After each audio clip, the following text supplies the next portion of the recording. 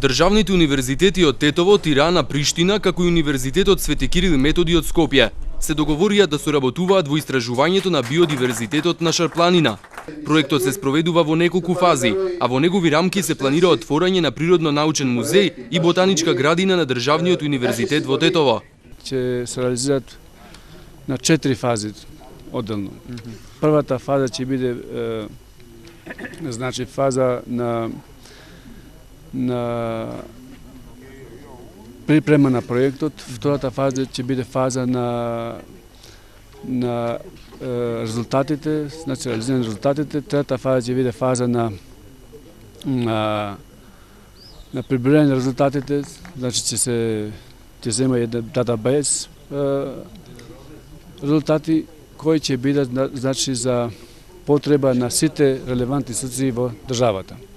Оваа соработка води кон остварување на идејата Шарпланина да биде прогласена за национален парк. Надлежните сметаат дека локалното население од шарпланинските села има погрешно видување за тоа што значи прогласувањето национален парк. Затоа од Министерството за животна средина ќе организираат јавни дебати во овие населени места. Овие активности се вклопуваат со нашите приоритети и програмски заложби, затоа што во нашата програма исто така е и прогласување на дел од Шарпланина за национален парк. Тоа е и сметам дека универзитетот може да дава голем допринос во оваа наша иницијатива. Откога ќе биде прифатена од страна на владата, секако дека има уште 6 месеци за јавни расправи, а јавните расправи ќе се организираат во сите населени места во кои ќе бидат опфатени со националниот парк. Затоа што има една лоша перцепција, негативна перцепција кога се зборува за национален парк, дека таму ќе има ограничувања за движењето, ограничувања во нивниот имот и така натаму, што не е вистина. Напротив, прогласување за национален парк ќе има и бенефит за местното население, затоа што ќе се развива локален туризам, ќе се промовира природата, културата и така натаму, и бенефитот ќе биде прво за населението, па потоа за другите државни институции. Ова е прво координирано научно истражување на биодиверзитетот на животинскиот и растителниот свет на шара, смета професорот Љупчо Меловски. Значи, колку повеќе знаеме, толку повеќе има причини за да се заштити. Како што знаете, истражувањата на Шарпланина се многу хаотични и од време на време од разни ентузијасти.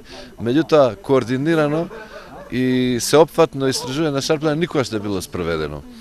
Така да јас мислам дека овој проект, ако се спроведе, ќе биде навистина еден многу важен поттик за заштитата на Шарпланина. Сметам дека со инволвирањето на други универзитети од регионот, тоа е уште поостварливо, бидејќи на тој начин се формира група од не само од ентузијасти, туку и од научни работници, кои од своја страна ќе имаат навистина моќ да притиснат по институциите за поефикасно, подобро заштитување на вредностите на Шарпланина, а се разбира и преку закон, нели, со прогласување нејзина за национален парк. Овој проект ќе се реализира во следниве 5 години, а прогласувањето национален парк се очекува да се случи 6 месеци откако владата ќе ја прифати иницијативата од Министерството за екологија.